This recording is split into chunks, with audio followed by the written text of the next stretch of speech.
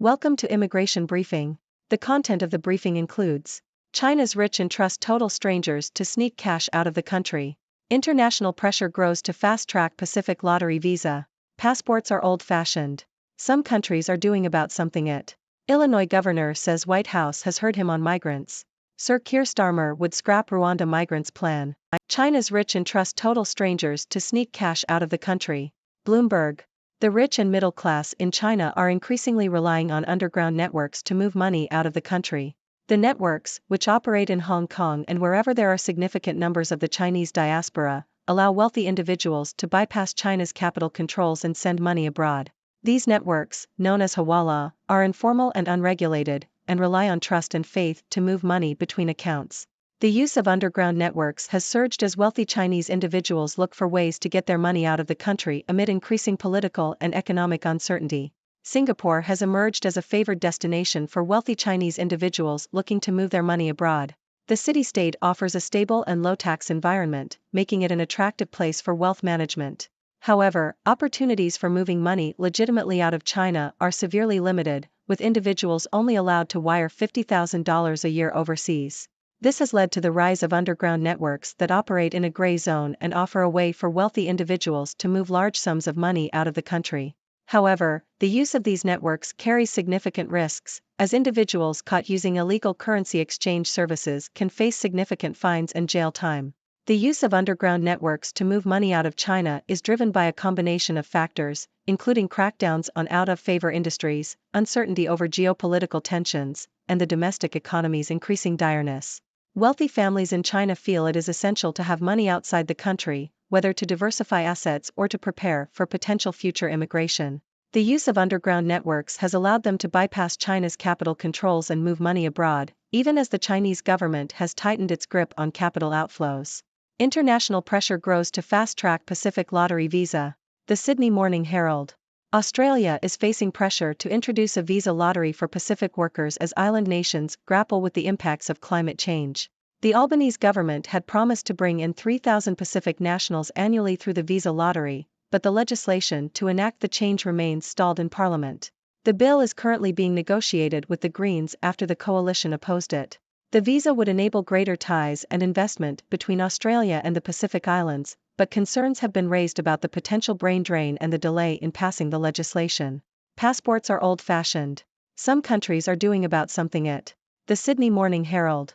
The Finnish border guard is trialing a digital passport app, with passengers downloading the app on their smartphone, registering with the Finnish police and then sending their data to the border guard.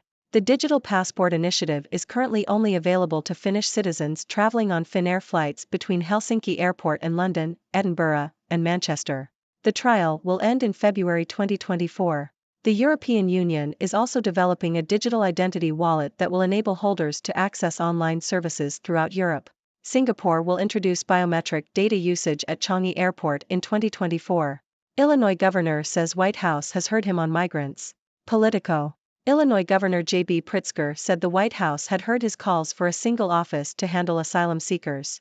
Pritzker sent President Joe Biden a letter making the request, and also urged for more federal funding to help the thousands of asylum seekers who have arrived in Chicago. Leaders in Democratic strongholds across the U.S. are struggling to cope with the influx of migrants arriving after crossing the border.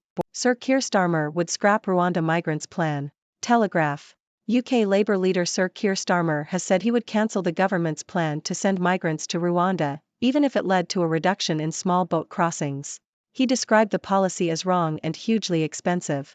Starmer has pledged to reverse the scheme, regardless of whether the government wins an upcoming court battle over its legality.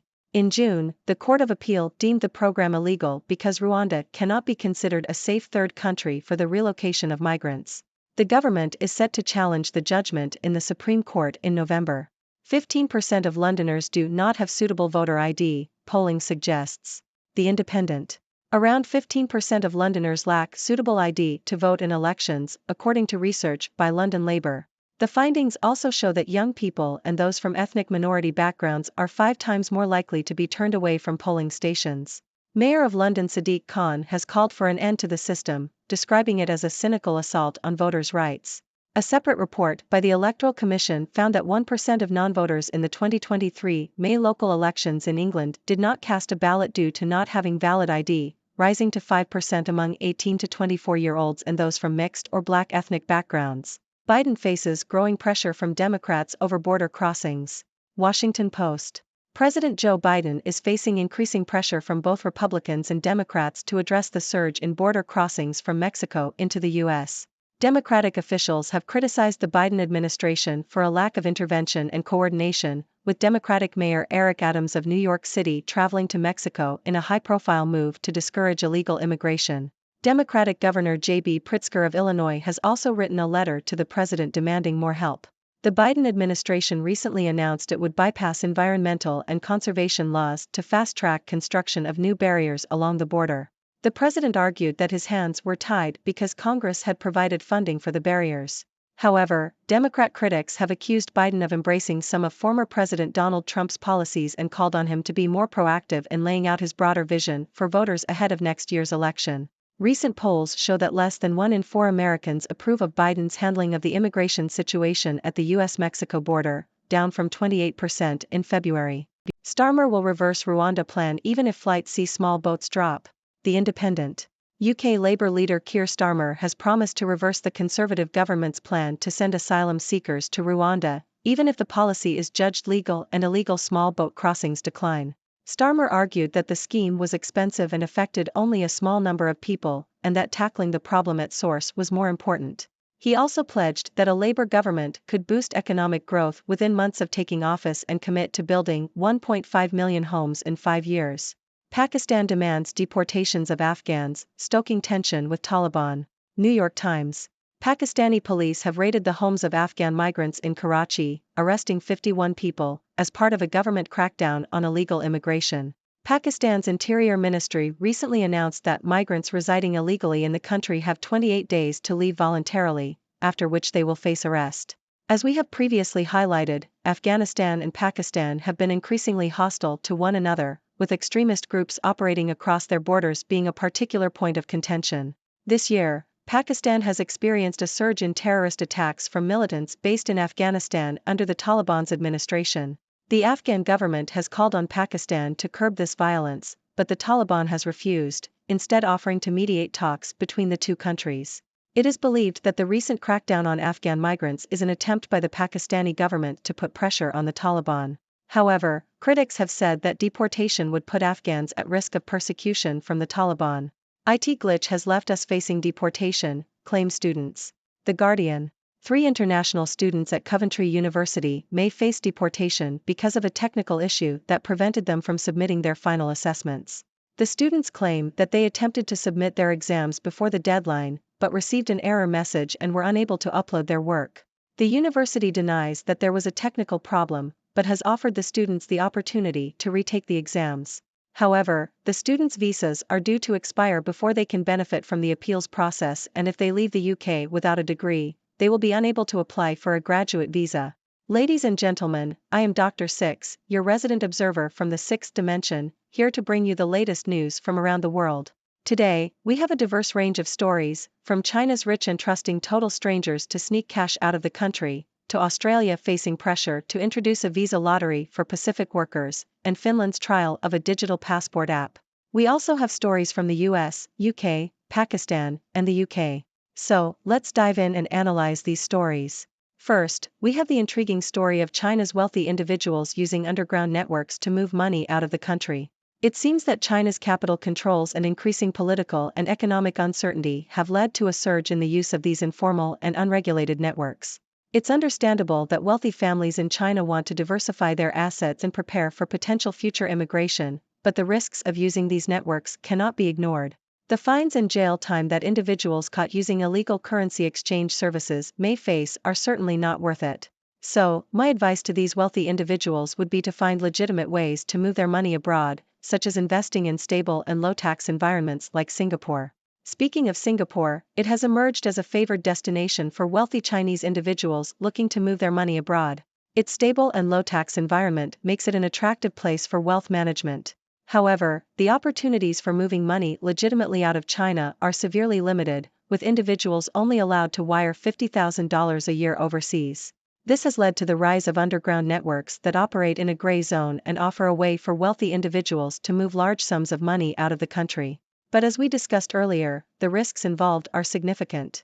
So, while it may be tempting to use these networks, it's important to weigh the potential consequences. Now, let's turn our attention to Australia, where there is growing pressure to introduce a visa lottery for Pacific workers.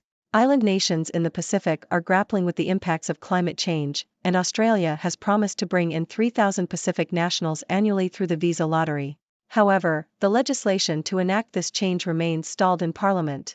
While the visa lottery could enable greater ties and investment between Australia and the Pacific Islands, concerns have been raised about the potential brain drain and the delay in passing the legislation.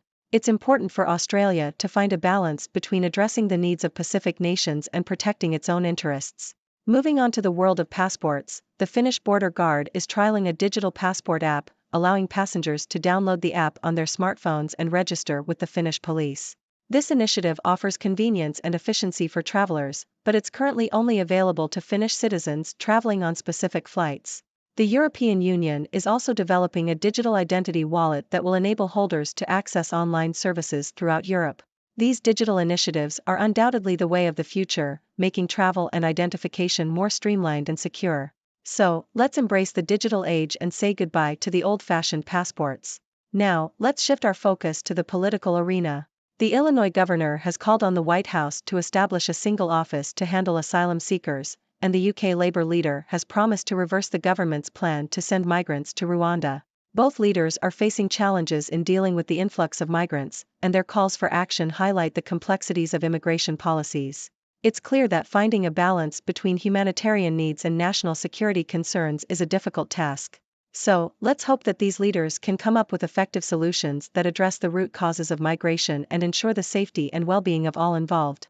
In the UK, a recent report has found that around 15% of Londoners lack suitable ID to vote in elections, with young people and those from ethnic minority backgrounds being disproportionately affected.